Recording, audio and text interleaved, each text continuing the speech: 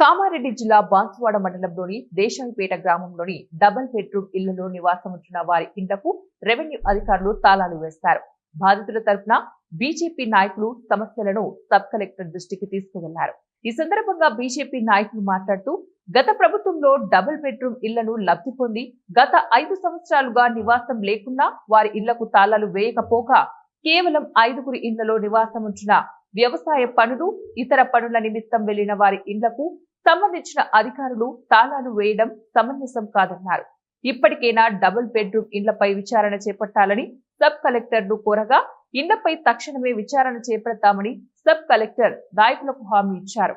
ఈ క్రమంలోని బీజేపీ జిల్లా ఉపాధ్యక్షులు Lakshminarayana, BJP assembly convener Srinivas పాల్గొన్నారు.